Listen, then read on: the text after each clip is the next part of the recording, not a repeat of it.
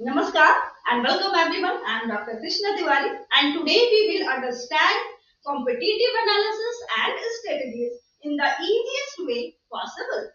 Say, competitive analysis is the process of studying competitors to understand their strength, weakness, products, pricing and strategies in order to improve business performance and gain market advantage. तो किसी भी organisation के लिए अपने competitor को ignore करना possible नहीं होता। कई बार तो उन्हें काउंटर करना इंपॉर्टेंट हो जाता है, अदरवाइज आपका मार्केट में सर्वाइवल अनसर्टेन हो जाएगा।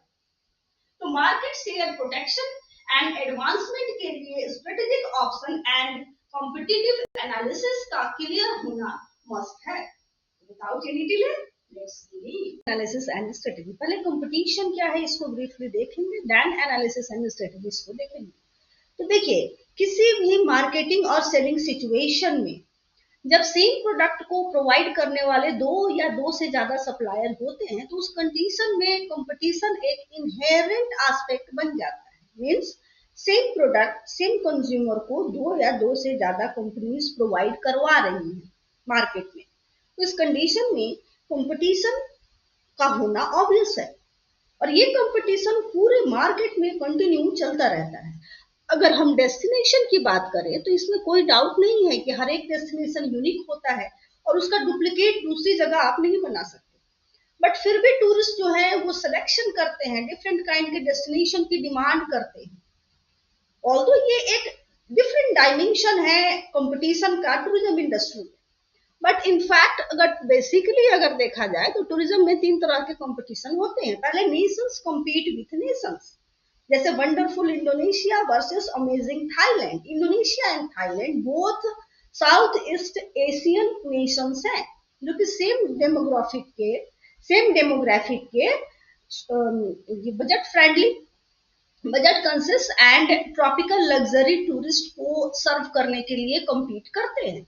जहां Thailand medical and wellness tourism पे एम्फेसाइज करता है, वही इंडोनेशिया जो है वो अपने pristine paradise islands like Bali and Lombard इसको बोस्ट करने की, इसको ये एग्रेसिवली मार्केटिंग करता है। उसी तरह destination compete with destination, Gulmarg Jammu and Kashmir, Auli Uttarakhand, ये दोनों ही हिल स्टेशन से और दोनों ही विंटर स्पोर्ट्स प्रोवाइड करते हैं। वहीं गुलमर्ग जो है वो बोस्ट करता है अपना वर्ल्ड क्लास के international infrastructure and ski slope को। वहीं ओली इस बात का दावा करता है कि उसके पास ऑल ईयर राउंड उसके पास प्रिस्टीन हिमालयन गेटवे है। उसी तरह जो सर्विसेज हैं वो भी एक दूसरे को कम्पीट करती है। अगर देखा जाए तो पिछले कुछ वर्षों में numbers of private flights and ATOs air taxi operator हमारे मार्केट में आ गए हैं जिन्होंने इंडियन एयरलाइंस के सब्सटेंशियल मार्केट शेयर को चुरा लिया है, जिसने कि कंपेल्ड कर दिया इंडियन एयरलाइंस को इस कंपटीशन को फेस करने के लिए स्ट्रेटेजी डेवलप करने का। उन्होंने इंडियन एयरलाइंस को स्ट्रेटेजी डेवलप करनी पड़ी इस कंपटीशन को फेस करने के लिए। दैट्स वाई किसी भी ऑर्गेनाइजेशन के लिए ये मस्ट होता है कि अपने कंपटीटर को डिटेल में आइडेंटिफाई करे, क्योंकि किसी भी कंपनी के लिए किसी भी कंपनी के प्लानिंग को मोस्ट सिग्निफिकेंटली अफेक्ट करने वाला कंपोनेंट कंपटीशन होता है। किसी भी कंपनी का जो मार्केट पोजीशन है उसके प्लानिंग में चेंज लाने वाला कॉम्पिटिटिव थ्रेट से बढ़कर कोई एस्पेक्ट नहीं होता। दैट्स वाई उसे एनालाइज करना, उसके लिए स्ट्रेटेजी बनाना हमारे लिए मस्ट हो जाता है। तो कंपटीशन को एनालाइज करने के 3 वेरिएबल्स होते हैं। फर्स्ट है direct versus indirect competition. Direct competition क्या है कि आप जिस प्रोडक्ट एंड सर्विसेज को ऑफर कर रहे हैं मार्केट में, अदर कंपनीज भी सेम और similar product and services market में ऑफर कर रही है। लाइक किसी डेस्टिनेशन पे 6 5 स्टार होटल्स है, 6 5 स्टार होटल्स सेम डेस्टिनेशन पे है, तो उनका मोटो क्या होगा? ज्यादा से ज्यादा मार्केट शेयर को गेन करना, ज्यादा से ज्यादा टूरिस्ट को अपनी ओर अट्रैक्ट करना। उसी तरह इनडायरेक्ट कंपटीशन की बात करें तो इसमें अदर इंडस्ट्रीज होती हैं जो कि आपके प्रोडक्ट का सब्स्टिट्यूट प्रोडक्ट बनाती हैं या सर्विसेज प्रोवाइड करती हैं। ये अल्टरनेट अट्रैक्शन होता है कंज्यूमर के रुपीस का, वो वहां पैसे को अपना इन्वेस्ट करना करने के लिए अट्रैक्ट होते हैं। लाइक अगर एयरलाइन की बात करें तो वो सिर्फ एयरलाइन से ही compete नहीं करती, उसे रेलवेज एंड रोड ट्रांसपोर्ट से भी compete करना पड़ता है। प्रेजेंट टाइम में जो शॉर्ट हॉल रूट्स हैं लाइक मुंबई, अहमदाबाद, बेंगलुरु, मद्रास, है ना, दिल्ली और आपका लखनऊ, ये शॉर्ट हॉल के जो रूट है वहां पे जो high speed premier train like Shatabdi, Rajdhani and a fleet of modernised Vande Bharat train great competition दे रही है एयरलाइंस को, और यहाँ पे वो टूरिस्ट के लिए, ट्रेवलर्स के लिए ज्यादा बेनिफिशियल एंड इजी है इन शॉर्ट हॉल रूट्स पे, क्योंकि ये स्पीड भी दे रही है, वर्ल्ड क्लास की फैसिलिटीज भी प्रोवाइड करा रही है अच्छी अपने ट्रैवलर्स को, अपने कंज्यूमर को। वही रोड ट्रांसपोर्ट की बात करें तो वो luxury buses, Volvo buses, sleeper buses, ये भी कंपटीशन दे रही है एयरलाइंस को। उसी तरह सेकंड है मोनोपोलिस्टिक और ओलिगोपोलिस्टिक कंपटीशन। मोनोपोलिस्टिक कंपटीशन क्या होता है? यह मार्केट का वो स्ट्रक्चर होता है जहां पे बहुत सारे बिजनेसेस होते हैं जो कि प्रोडक्ट एंड सर्विसेज को, जिन प्रोडक्ट एंड सर्विसेज को ये बिजनेसेस सेल करते हैं वो सिमिलर तो होते हैं बट परफेक्ट सब्स्टिट्यूट नहीं होते एक दूसरे के। क्यों भाई? क्योंकि वो ब्रांडिंग, क्वालिटी एंड फीचर के बेसिस पे एक दूसरे से डिफरेंट होते हैं। तो दैट्स वाई हर एक कंपनी का एक मिनी मोनोपोली बन जाता है क्योंकि उनका एक स्पेसिफिक वर्जन होता है। फिर भी यहाँ पे एक स्टिल एक एग्रेसिव कंपटीशन हमें देखने को मिलता है। एग्जाम्पल के लिए अगर बात करें तो बर्गर किंग एंड मैकडोनल्ड, ये दोनों ही बर्गर बनाते हैं बट दोनों के टेस्ट, रेसिपी एंड ब्रांडिंग में बहुत फर्क होता है। तो दैट्स वाई दोनों अपनी अपनी प्राइसिंग फिक्स करते हैं और उनके अपने अपना एक मोनोपोली है मार्केट में। उसी तरह luxury hotels and supplementary accommodation की बात करें तो सिमिलर प्रोडक्ट में क्या आएगा? दोनों ही आपको क्या दे रहे हैं? एकोमोडेशन दे रहे हैं, दोनों ही आपको लॉजिंग फूडिंग की फैसिलिटी दे रहे हैं, पर दोनों की क्वालिटी, सर्विसेज एंड ब्रांड में बहुत डिफरेंट होता है। तो दैट्स वाई एक मिनी मोनोपोली यहाँ देखने को मिलता है। ओलिगोपोलिस्टिक की बात करें तो ओलिगोपोली में वो मार्केट स्ट्रक्चर होता है जहां पे बहुत कम नंबर में बड़ी फर्म होती है, लार्ज फर्म होती है बट उनके नंबर्स कम होते हैं। तो नंबर कम होने के कारण कॉम्पिटिटर कम होते हैं। तो दैट्स वाई अगर एक फर्म कोई एक्शन लेता है तो वो डायरेक्टली अफेक्ट करता है दूसरे फर्म को। वो एक्शन चाहे प्राइस को चेंज कर रहा हो या न्यू प्रोडक्ट लॉन्च कर रहा हो तो तुरंत दूसरा जो है उसके उस एक्शन लेता है। तो ये एक हाई इंटरडिपेंडेंस तो क्रिएट करता है, साथ ही साथ एक स्टीप बैरियर को क्रिएट करता है जो भी अदर बिजनेसेस है या स्मॉल बिजनेसेस को इंटर करने के लिए एक बैरियर बना देता है। एग्जाम्पल के लिए स्मार्टफोन को ले तो जो टेक जाइंट है, जो ग्लोबली डोमिनेट करते हैं, उसमें है एप्पल एंड सैमसंग। टेलीकम्युनिकेशन की बात करें तो इंडिया में इस मार्केट में कौन डोमिनेट कर रहे हैं? Reliance Jio, Bharti Airtel, NPI, Vodafone Idea. Tourism में देखें तो जीडीएस, ग्लोबल डिस्ट्रीब्यूशन सिस्टम, एक स्ट्रॉन्ग कंप्यूटर सिस्टम है जो कि B2B जो एजेंट हैं, जो ट्रेवल एजेंट हैं, उनको एयर टिकट को प्रोसेस करने, बुकिंग करने, होटल, टैक्सी, सब कुछ ऑनलाइन बुकिंग में ये आपको फैसिलिटी प्रोवाइड करते हैं ऑनलाइन। लाइक डोमिनेशन की बात करें तो Amadeus, Sabre, Travelport and present time में गैलीलियो भी compete कर रहा है इस मार्केट में। क्वांटिटिव एंड क्वालिटेटिव एनालिसिस, तो जब भी कंपटीशन को आप एनालिसिस करते हैं तो उसके लिए आप इंफॉर्मेशन गैदर करते हैं। तो इस जो भी इंफॉर्मेशन इस कंपटीशन के लिए आप गैदर करते हैं उसको समझना और एनालाइज करना। कुछ स्पेसिफिक हेडिंग पे आप उसको एनालाइज करते हैं। वो हेडिंग्स क्या होता है? नंबर ऑफ कंपटीटर्स कितने हैं, डायरेक्ट कंपटीटर का रैंकिंग, उनके नाम, साइज एंड मार्केट शेयर के साथ क्या है, आपका मार्केट में आपकी कंपनी का क्या पोजीशन है मार्केट में, कौन सा कॉम्पिटिटिव पोजीशन, किस ट्रेंड का कॉम्पिटिटिव पोजीशन का पोटेंशियल ज्यादा है, या कौन सा ऐसा ट्रेंड है जो बहुत ही फास्ट ग्रो कर रहा है और जो हर एक प्लेयर्स के कॉम्पिटिटिव पोजीशन को इन्फ्लुएंस कर रहा है। ऐसा कौन सा ट्रेंड है जो मार्केट में अभी चल रहा है, और जो भी रिलेटिव स्ट्रेंथ, मतलब कि स्ट्रेंथ एंड वीकनेस, अपनी स्ट्रेंथ एंड वीकनेस को अदर ऑर्गेनाइजेशन या कंपनी से कंपेयर करना, है ना, और इनडायरेक्ट कॉम्पिटिटर को पहचानना एंड उनके कॉम्पिटिटिव स्ट्रेंथ को जानना। अगर आप अपने इंडस्ट्री के लीडर हैं, अगर लीडर कंपनी है आप अपने इंडस्ट्री के, तो इस आपके लिए ये जानना और भी इम्पोर्टेंट हो जाता है कि अगर आपका कॉम्पिटिटर प्रॉफिट पा रहा है, उसको प्रॉफिट हो रहा है, तो क्यों हो रहा है। और यदि आप लीडर नहीं हैं तो आप कंपेयर कीजिए अपने स्ट्रेंथ एंड वीकनेस को उन लीडर से या उन कंपनी से जो आपसे आगे हैं। और ये कंपेयर, ये एनालिसिस आपको हेल्प करता है इस कंपटीशन को फेस करने के लिए, जो आपके जो इम्पोर्टेंट अल्टरनेटिव या इम्पोर्टेंट आपकी स्ट्रेटजी को, अपॉर्चुनिटीज को फाइंड करने में उसे हेल्प करता है ये एनालिसिस। दैट्स वाई जो लीडिंग ब्रांड के ऑर्गेनाइजेशन होते हैं ये किसी भी प्लेस को ऑक्यूपाई कर लेते हैं क्योंकि वो लीडर होते हैं। दैट्स वाई उन्हें प्राइसिंग में, है ना, अपने अपने लीडरशिप को प्राइसिंग करने में, किसी प्लेस को ऑक्यूपाई करने में, अपने ब्रांड को इजिली स्टेब्लिश करना उनके लिए, अपने ब्रांड को इजिली स्टेब्लिश करना उनके लिए आसान हो जाता है। डिस्ट्रीब्यूशन और सेलिंग मेथड को वो कंट्रोल कर लेते हैं, उसको इजिली आप वो स्टेब्लिश कर लेते हैं। बट ये अर्ली लीडरशिप जो है ये हमेशा के लिए ये एश्योरेंस आपको प्रोवाइड नहीं दे करता कि आप कंटिन्यू आप लीडर बने रहेंगे। ये मैक्रो एंड माइक्रो दोनों ही लेवल पे देखा जा सकता है। जैसे एग्जांपल के लिए किसी रेस्टोरेंट को ले, कोई रेस्टोरेंट किसी जगह पे खुलता है स्टार्टिंग में, तो वो अपना बहुत अच्छा मोनोपोली अपना बना लेता है ना, उसकी अपना एक ब्रांडिंग को फिक्स कर लेता है और डिस्ट्रीब्यूशन एंड सेलिंग गेन भी, उसकी कंट्रोल को भी गेन कर लेता है, ठीक है, नंबर बहुत अच्छा वो फ्लरिश कर रहा है। बट कुछ ही सालों में उस विसिनिटी में अगर रेस्टोरेंट खुल जाते हैं तो उसका जो शेयर है वो डिक्लाइन पे जाने लगता है। दैट्स वाई आपको अपने कॉम्पिटिटर को हमेशा चेक करते रहना होता है, या तो आप उसके साथ चले या उसके आगे निकले, ये मस्ट हो जाता है। तो quantitative and qualitative analysis competitor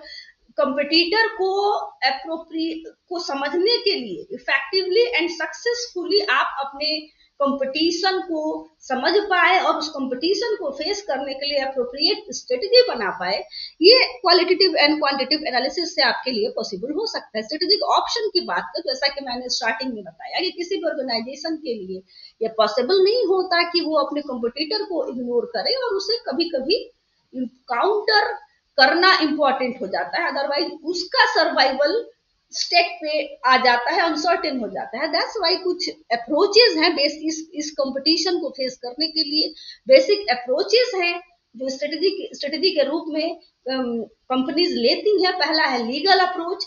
इसमें जो भी ऑर्गेनाइजेशन है वो इस बेसिस पे कि जो उसका कॉम्पिटिटर है उसने कोई इलीगल एक्टिविटी या इलीगल एक्शन किया, इस बेसिस पे वो कोर्ट में जा सकता है, लीगल एक्शन ले सकता है। एग्जांपल के लिए निरमा बॉय सोप साबुन, निरमा बॉय सोप 1991 में मार्केट में आया। उसका पैकेजिंग, उसकी पैकेजिंग, कलर, उसका साबुन का रैपर, लोगो एग्जैक्टली कैसा था, लाइफ बॉय की तरह था।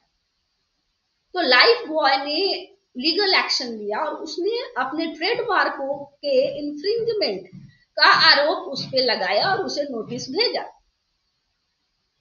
और निरमा को मजबूर होना पड़ा अपने ब्रांड नेम को चेंज करके निरमा बाथ करने का, एंड रैपर के कलर को भी उसे चेंज करना पड़ा क्योंकि largest selling soap in the world Lifebuoy के लिए ये एक बहुत बड़ी बात थी।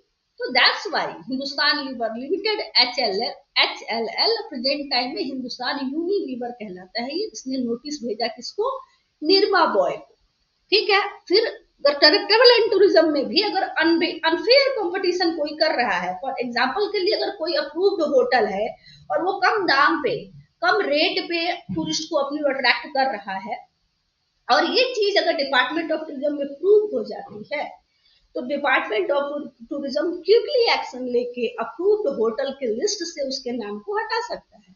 दूसरा होता है कॉपरेशन विथ कंपटीटर। कोई भी कंपनी मार्केट में डिफीट, फेल्योर या क्लोजर के लिए नहीं आती। दैट्स वाई वो अपने राइवल के साथ हार्मोनी एंड कॉपरेशन के साथ रहना डिसाइड करती है ताकि वो बिजनेस में रह सके और मिल के काम कर सके। Competition with competitor.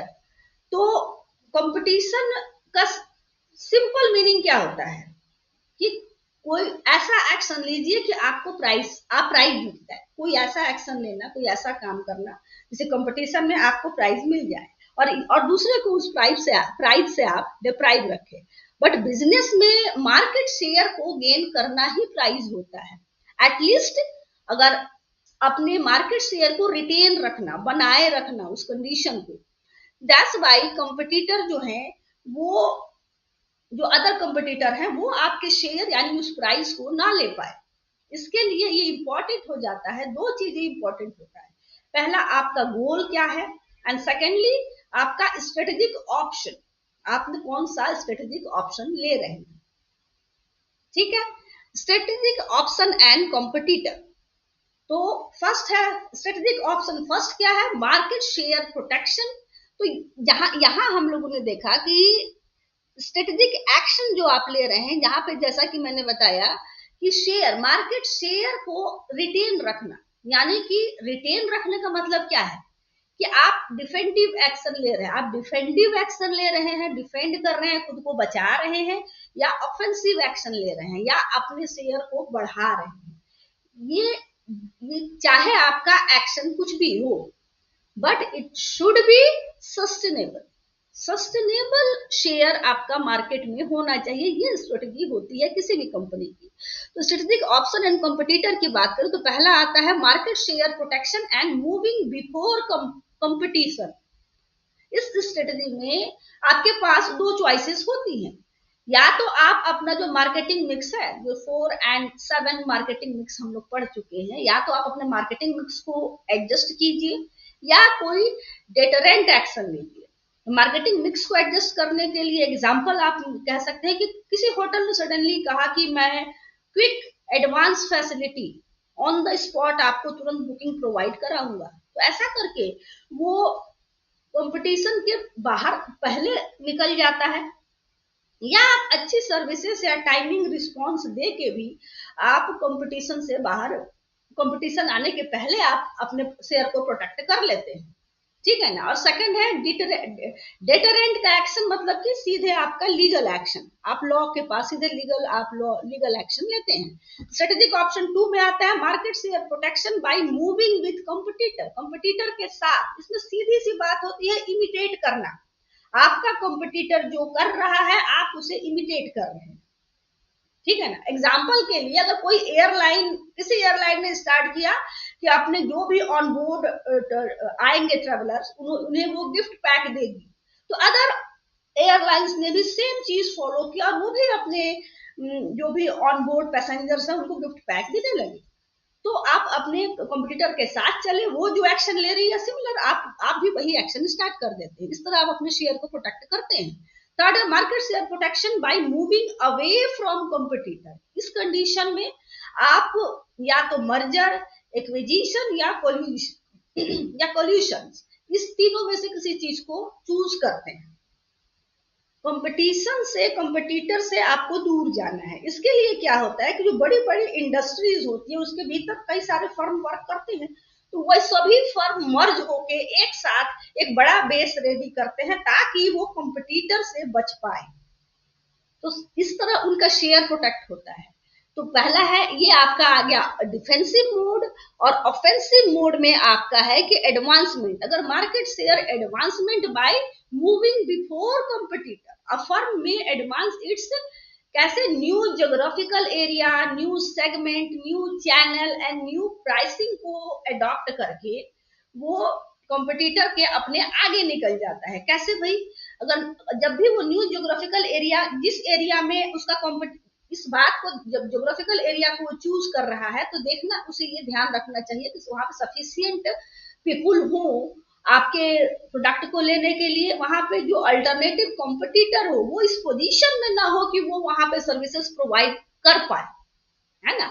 और जो भी इनडायरेक्ट सर्विस प्रोवाइडर है वो भी उनको सफिशिएंट सर्विसेज प्रोवाइड नहीं कर पा रहे, तो उस ज्योग्राफिकल एरिया को वो पिक करते हैं और अपने शेयर को एडवांसमेंट, शेयर को बढ़ा लेते हैं।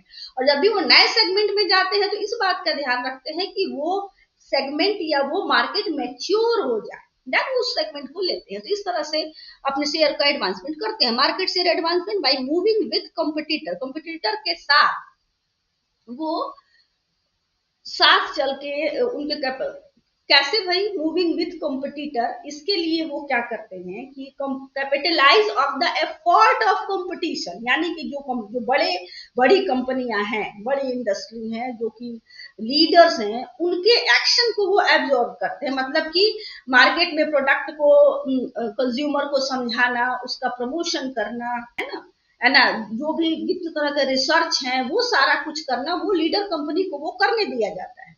फिर उनके एक्शन को रीड किया जाता है, उनके बेस्ट पॉलिसी को उसमें से आप चूज कर लिए, वहां पे क्या गलतियां उन्होंने की वो आप देख लिए, उनके डेटा को एनालिसिस करके, और फिर आप अपने अपने प्रोडक्ट को मार्केट में लाते हैं। तो ये होता है अपने एफर्ट, जो भी कंपटीटर है उसके एफर्ट से आपने कैपिटल बनाया, या आप लीप फ्रॉग करें। लीप फ्रॉग मतलब कि आप आगे निकल जाए। कैसे आगे निकल जाए? किसी नया इन्वेंशन, नई टेक्निक, नई चीज आप मार्केट में लाके आप लीप फ्रॉग करके और भी आगे निकल गए। लाइक आप कह सकते हैं कि जैसे टेलीफोन को, लैंडलाइन को रिप्लेस किया मोबाइल में, तो इस तरह से लीप फ्रॉग किया जाता है। 6 क्या है? Market share advancement by moving away with competitors. जब फर्म एडवांसमेंट की ओर जाता है तो वो कंपटीशन से बाहर निकल के, उससे दूर जाके मार्केट शेयर को बढ़ाता है।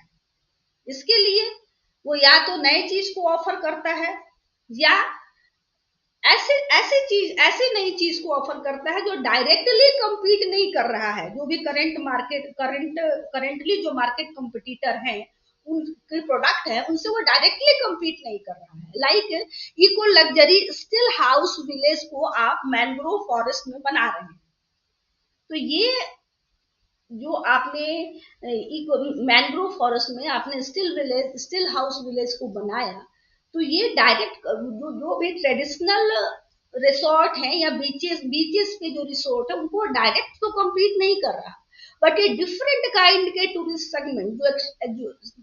सेगमेंट को and different services, exclusive, quite immersive, nature based travellers को इन्फ्लुएंस करेगा। तो इस तरह से आप अहेड जा सकते हैं एक नई चीज को इनडायरेक्ट कंपटीशन करने वाले चीज को मार्केट में लाके।